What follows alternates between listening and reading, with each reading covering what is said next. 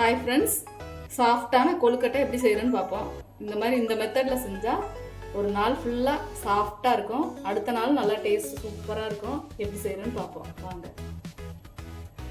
Pan வச்சு சூடாயிடுச்சு. அதில் வந்து ஒரு அரை ஸ்பூனுக்கு எள்ளு போட்டு வறுத்துக்குவோம். எல்லாம் எடுத்து வச்சுக்குவோம். அதே பேனில் ஒரு கப் அரிசி மாவு எடுத்துக்கிறேன். இது கடையில் வாங்கின மாவு. நீங்கள் எந்த மாவு வேணாலும் சேர்த்துக்கலாம். இதை வந்து வறுத்துருவோம். இப்போ வறுத்துட்டு சேர்த்தா நல்லா கொழுக்கட்டை வந்து சாஃப்டாக இருக்கும். அதனால கொஞ்சம் நேரம் வறுத்துக்குவோம். கலர் மாறக்கூடாது. லோ ஃப்ளேமில் வச்சுக்கிட்டு கொஞ்சம் நேரம் வறுக்கணும், வாசம் வர்ற வரைக்கும். மாவு வந்து வாசம் வர ஆரம்பிச்சிருச்சு. எடுத்துக்குவோம். மாவை எடுத்து ஆற வச்சுக்குவோம் கொஞ்சம் நேரம். அதே பேனில் ஒரு ஸ்பூன் வந்து பாசிப்பருப்பு சேர்த்துக்கிறேன். இதை வறுத்துக்குவோம் செவக்கிற வரைக்கும். நல்லா பாசிப்பருப்பு செவந்துருச்சு, எடுத்து வச்சுக்குவோம்.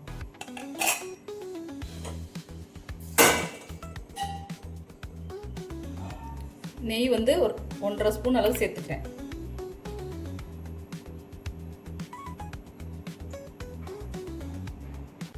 இந்த நெய்யில் பொடி பொடியாக தேங்காய் பல்லாம் நறுக்கி வச்சுருக்கேன். அதை சேர்த்துக்குவோம். அதை வறுத்து எடுத்துக்குவோம். இந்த மாதிரி தேங்காயை வந்து நெய்யில் வறுத்தோன்னா வாசமும் நல்லாயிருக்கும், டேஸ்ட்டும் ரொம்ப நல்லாயிருக்கும். கொழுக்கட்டையும் சாஃப்டாக கிடைக்கும். ரொம்ப கருகிடக்கூடாது. லேசாக செவக்கிற அளவுக்கு வறுத்தா போதும். சீக்கிரம் கெட்டும் போயிடாது. இந்த மாதிரி வதக்கிட்டு போட்டோம்னா, நெய்யில் வதக்கிட்டோம்னா சீக்கிரம் கெட்டு போயிடாது. 2 நாள் கூட வச்சு சாப்பிட்டுக்கலாம். தேங்காய் இந்த அளவுக்கு செவந்தா போதும். வந்து வெல்லம் 3/4 கப் வச்சுருக்கேன்.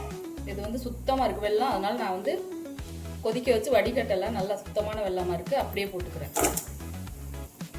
அதில் 1.5 கப் அளவுக்கு தண்ணி சேர்த்துக்கிறேன். மாவு அளந்த அதே கப்பில் அளந்துக்கணும்.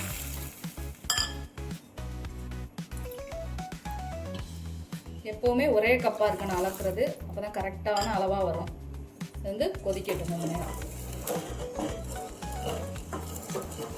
வெல்லம் கரையட்டும். தண்ணி கொதிக்க ஆரம்பிச்சிருச்சு. நல்லா வெல்லம்லாம் கரைஞ்சிருச்சு. இப்போ இதில் எல்லாத்தையும் சேர்த்துக்குவோம். பாசிப்பருப்பு, எள்ளு, கருப்பு எள் சேர்த்துருக்கேன். இது வந்து பார்க்கும்போது நல்லா இருக்கும் கொழுக்கட்டையில். இல்லைன்னா நீங்கள் வெள்ளை எள்ளு உங்களுக்கு பிடிச்சா வெள்ளை எள்ளு கூட சேர்த்துக்கோங்க. ஏலக்காய் பொடி 1/4 ஸ்பூன் சேர்த்துக்கிறேன்.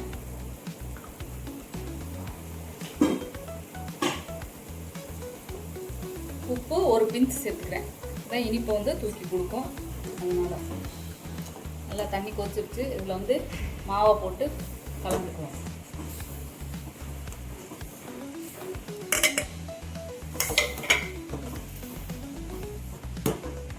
மாவு இந்த அளவுக்கு கெட்டியானோடனே அடுப்பை ஆஃப் பண்ணிடணும். இப்போ கொஞ்சம் ஆறட்டும். கை பொறுக்கிற சூடு வரைக்கும் ஆறட்டும். மாவு ஆறிடுச்சு. கையில் வந்து நெய்யோ இல்லை எண்ணெயோ தடவிட்டு இந்த மாதிரி கொஞ்சம் கொஞ்சமாக எடுத்துக்கிட்டு இந்த மாதிரி எடுத்து பிடிச்சிக்கணும். இதே மாதிரி இல்லைன்னா உருண்டையாக கூட உருட்டி வச்சுக்கலாம்.